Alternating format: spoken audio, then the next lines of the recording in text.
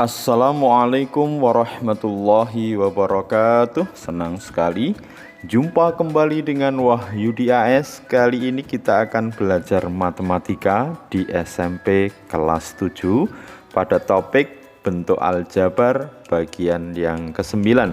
Sebagai kelanjutan dari video sebelumnya yang telah menyajikan berkenaan dengan pengenalan komponen bentuk aljabar, operasi penjumlahan, pengurangan, perkalian, pembagian, dan penyederhanaan pecahan bentuk aljabar serta pemecahan masalah berkenaan dengan bentuk aljabar. Kali ini pada bentuk aljabar bagian yang ke-9 kita akan menyajikan berkenaan dengan faktorisasi bentuk aljabar. Silahkan disimak dengan baik, jangan lupa like, share, subscribe, dan bunyikan loncengnya. Pada faktorisasi bentuk aljabar nanti kita akan menyajikan berkenaan dengan konsep awal dari faktorisasi. Kemudian bagaimana bentuk faktorisasi ini kita terapkan pada bentuk sederhana dari suku-suku aljabar ya. Kemudian mengarah ke bentuk yang agak kompleks ya, dan juga nanti kita akan coba terapkan pada bentuk suku aljabar untuk bentuk kuadrat ya, atau dalam faktorisasi bentuk X berderajat 2 yang tentunya nanti menjadi dasar dalam penyelesaian bentuk persamaan kuadrat ya. Oke, silahkan disimak dengan baik ya. Ya, untuk mengawali konsep dari faktorisasi bentuk aljabar, perhatikan hukum distributif dari perkalian ya. Jadi kalau kita memiliki A dikali B ditambah C, maka nanti kita akan uraikan ya bentuk A kali B ditambah C ini dengan pertama kita kalikan A dengan B, kemudian dapatnya A kali B ditambah kemudian A kali C ya. Kita akan dapat berikutnya plus A kali C. Jadi perkalian bentuk ini sudah disajikan di video bentuk aljabar berkenaan dengan operasi perkalian ya. Jadi sekali lagi hukum distributif dari perkalian A dikali B ditambah C sama dengan A dikali B ya, A dikali B kemudian ditambah A dikali C ya, A dikali C.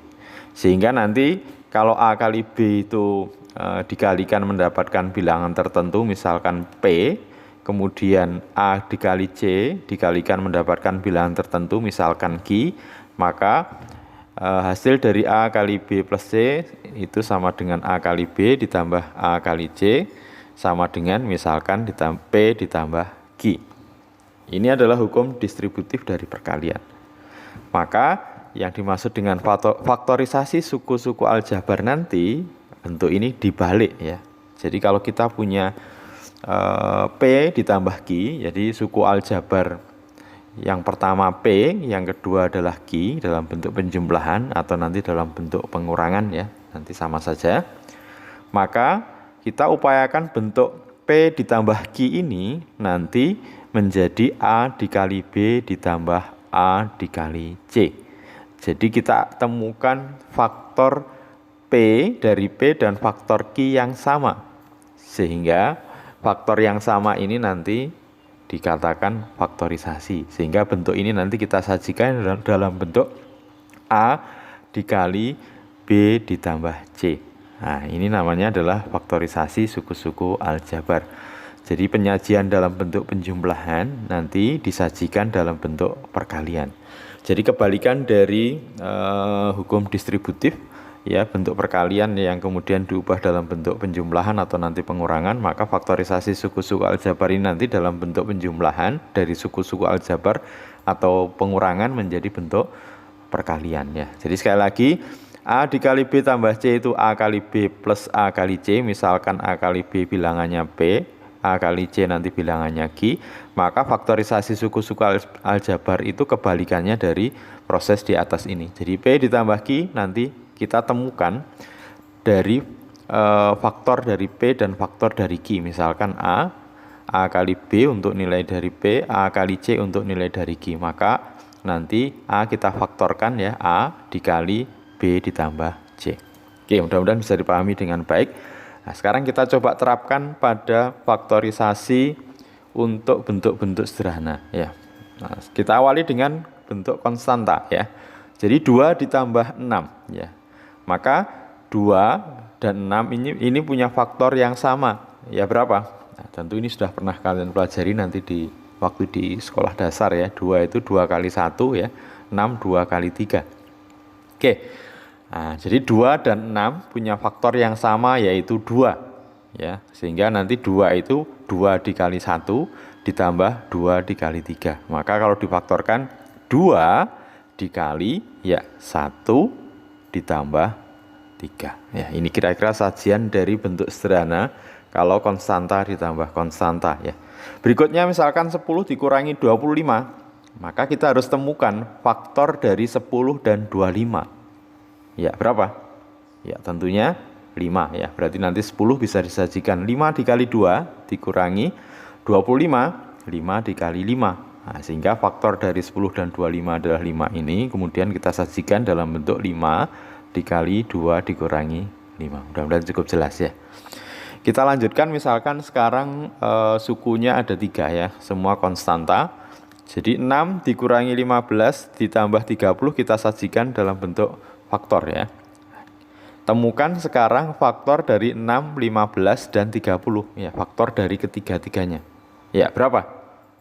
Ya, 6 punya faktor 3 ya, 3 kali 2, 15 punya faktor 3, 3 kali 5, 30 punya faktor 3, 3 kali 10 ya. Berarti nanti 3 dikali 2 untuk nilai 6 dikurangi 3 dikali 5, kemudian ditambah 3 kali 10 ya. Masing-masing suku punya faktor 3. Maka 3 kita faktorkan ya, 3 kemudian dikalikan 2 dikurangi 5 ditambah 10 ya. Oke, mudah-mudahan bisa dipahami dengan baik. Berikutnya 8 dikurangi 16 dikurangi 48. Nah, sekarang temukan faktor dari 8, 16 dan 48. Tentu 8 bisa disajikan dalam 8 kali 1 ya. Kemudian kalau 16 itu berarti ya 8 kali 2 ya. Berarti dikurangi 8 kali 2 dikurangi 48 ya, 8 kali 6. Semua suku sekarang punya faktor 8. Jadi 8 nanti kita faktorkan ya, 8 kali berapa? Ya, tentunya 1 dikurangi 2 dikurangi 6 ya. Jadi 8 dikali 1 dikurangi 2 dikurangi 6. Oke, mudah-mudahan ini bisa menggambarkan pemfaktoran dalam bentuk aljabar. Nanti setelah ini kita arahkan pada bentuk yang mengandung variabel ya. Oke, misalkan 2x ditambah 14 ya, kita diminta memfaktorkan bentuk aljabar ini. Nah, sekarang perhatikan yang pertama, suku yang pertama itu mengandung variabel x sementara yang kedua tidak. Nah, tentu tidak ada faktor untuk variabelnya ya, yang ada adalah faktor untuk konstantanya, atau kalau di sini koefisien, di sini konstanta. 2 sama 14 ya, faktornya berapa? Ya, tentu faktornya adalah 2. Berarti bentuk ini bisa disajikan 2 dikali x itu untuk 2x ditambah ya 14, 2 dikali 7. Nah, sekarang kita 2 kita faktorkan. Berarti 2 dikali ya x plus 7 ya, cukup mudah ya. Oke, lanjut. Nah, sekarang bagaimana kalau 6y dikurangi 15? Nah, tentu suku yang pertama ini ada variabel y, cuman di suku yang kedua tidak ada, berarti tidak punya faktor. Berarti faktornya hanya pada koefisien dan konstanta ya, 6 dan 15 ya, 3 ya faktornya. Berarti nanti 6y bisa disajikan 3 dikali 2y dikurangi 15 itu berarti 3 dikali 5. Berarti faktor dari kedua suku ini adalah 3. Berarti nanti 3 dikali berapa? Ya, tentunya 2y dikurangi 5 ya. 2y dikurangi 5. Oke, lanjut. Nah, sekarang ada 3 suku ya. Ada 3 suku. Suku yang pertama mengandung variabel p, suku yang kedua mengandung variabel q, sementara suku yang ketiga tidak ada variabelnya.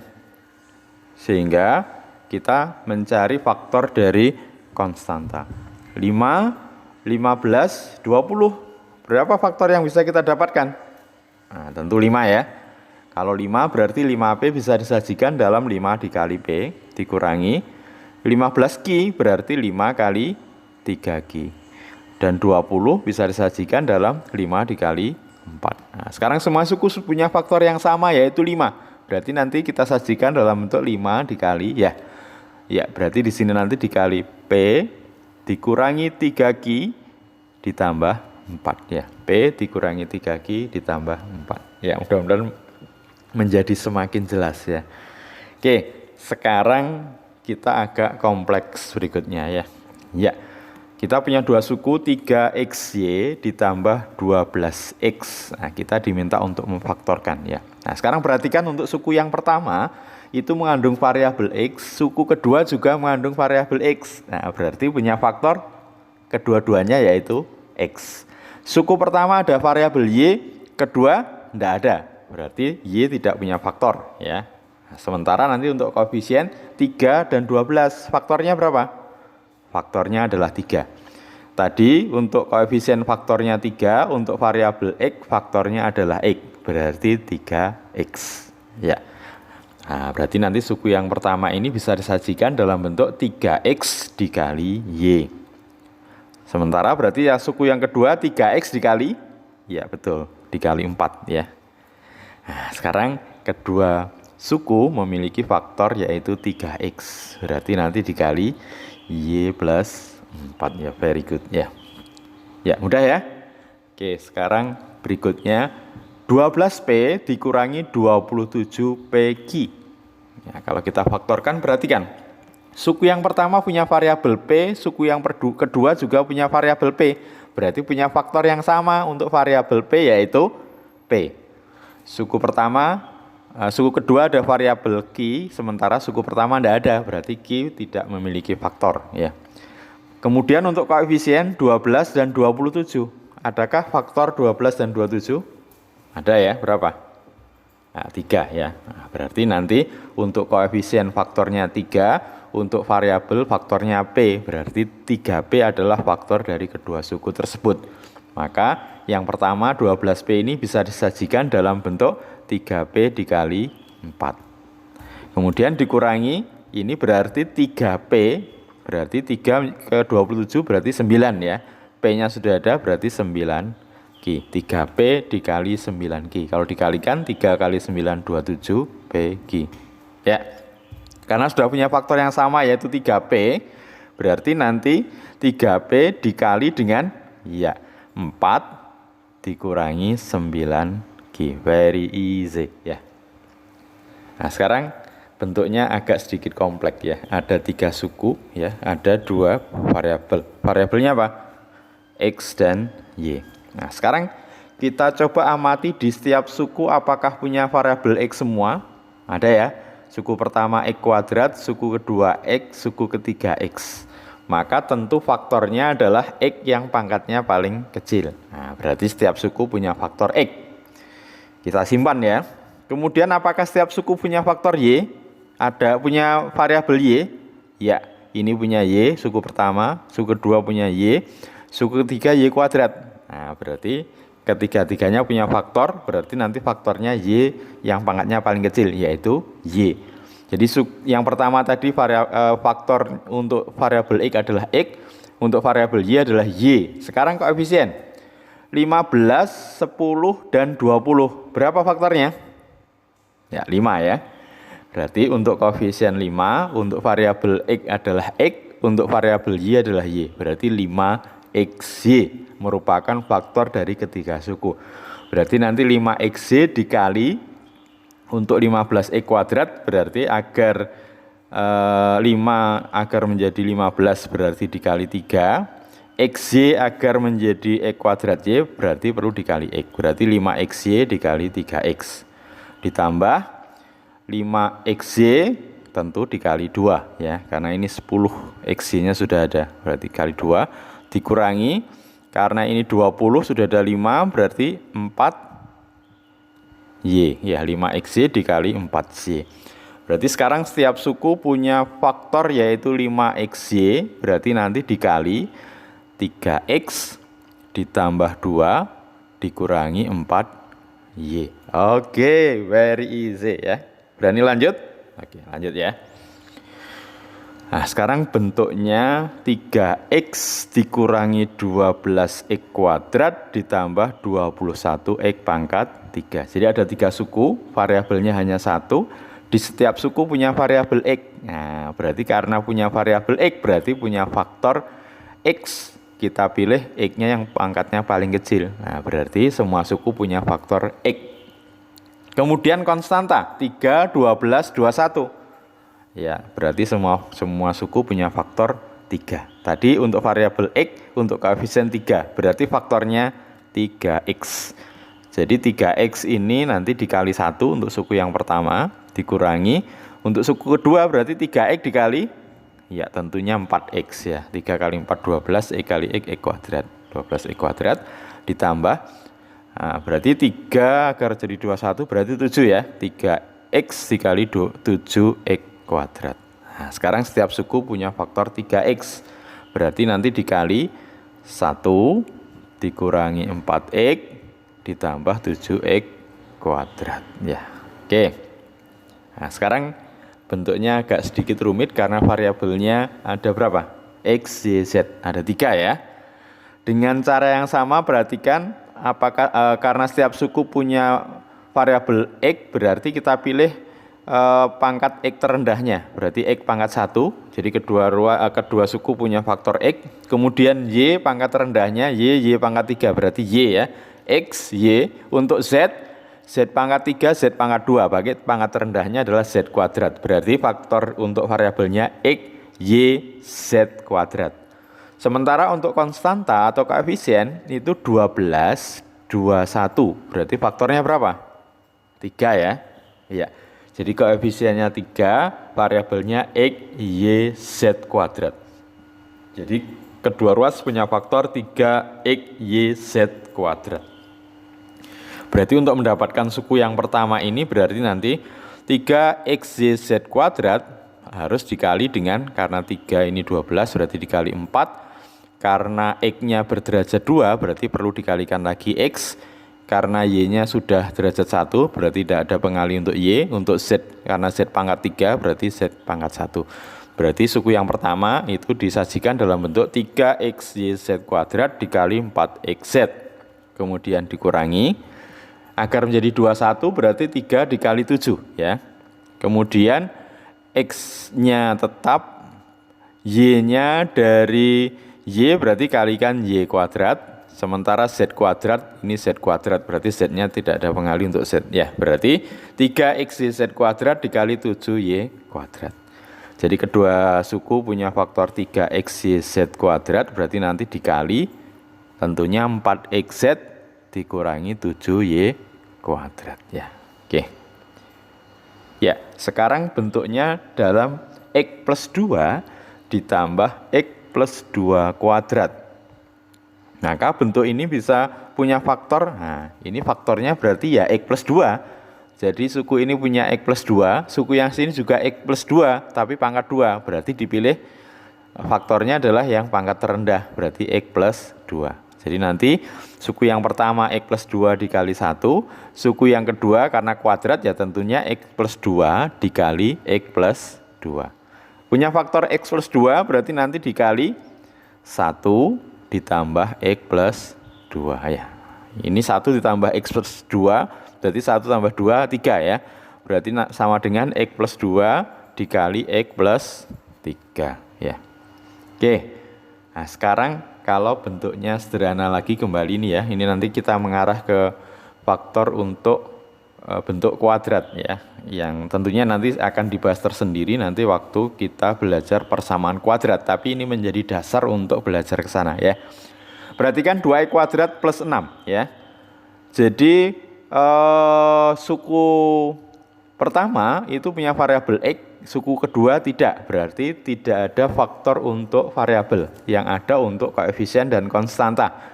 2 dan 6 faktornya berapa? Ya, faktornya adalah 2.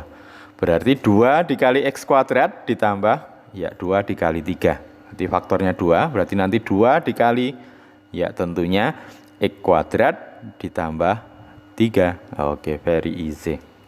Bagaimana kalau X kuadrat min 5X? Ya, tentu karena ini bentuknya adalah variabel, suku pertama punya variabel X, suku kedua punya variabel X, berarti keduanya punya faktor yaitu X. Ya, kita pilih X yang pangkat terendah. Berarti nanti suku pertama X dikali X dikurangi suku kedua X dikali 5. Jadi faktornya adalah X dikali ya X min 5. Very easy ya. Nah, sekarang bagaimana kalau X kuadrat ditambah 3X ditambah 2? Ya, tentu ini kalau kita perhatikan suku yang pertama itu punya variabel X, suku kedua punya variabel X, suku ketiga tidak.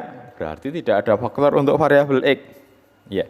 Sementara untuk konstanta yang pertama koefisien ini 1, ini 3, ini 2. Nah, tentunya hanya 1 ya. Ya sudah, itu bentuk sederhana. Tapi sebenarnya kita bisa coba manipulasi ya.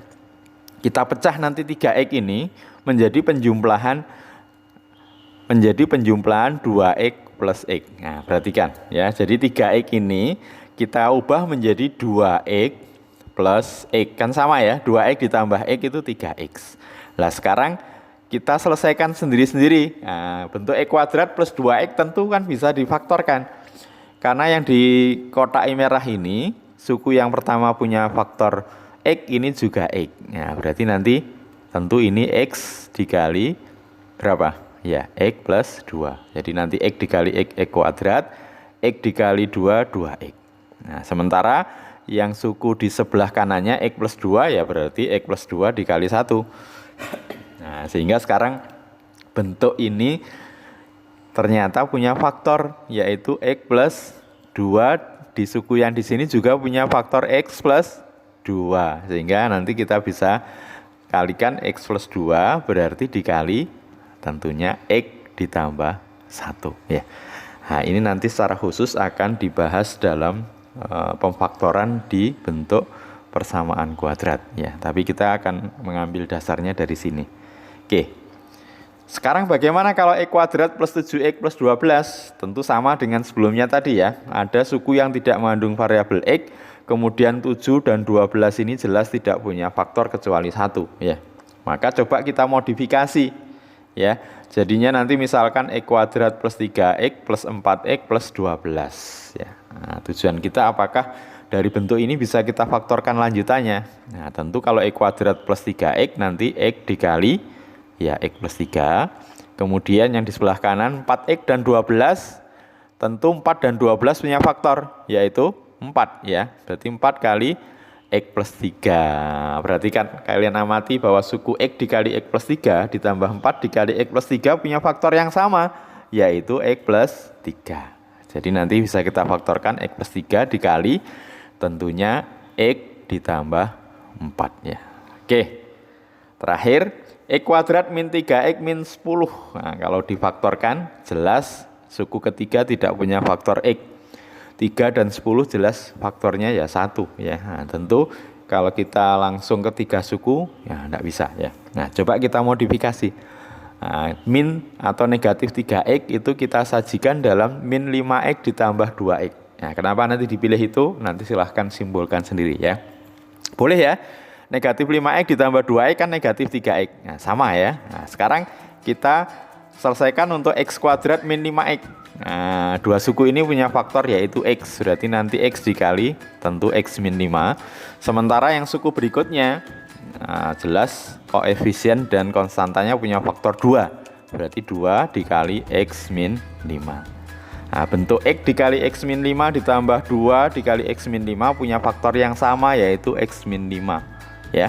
Berarti nanti bisa difaktorkan X min 5 dikali ya X plus 2 ya. Mudah-mudahan bisa dipahami dengan baik faktorisasi bentuk aljabar, karena ini nanti akan banyak gunanya ya. Nanti bisa dipakai untuk penyederhanaan pecahan bentuk aljabar dengan menggunakan faktorisasi, atau nanti dipakai untuk menyelesaikan persamaan kuadrat, ya, persamaan berderajat n dan seterusnya. Mudah-mudahan bisa kalian pahami dengan baik. Senang membersamai kalian. Sampai ketemu pada video pembelajaran berikutnya. Terima kasih. Wassalamualaikum warahmatullahi wabarakatuh.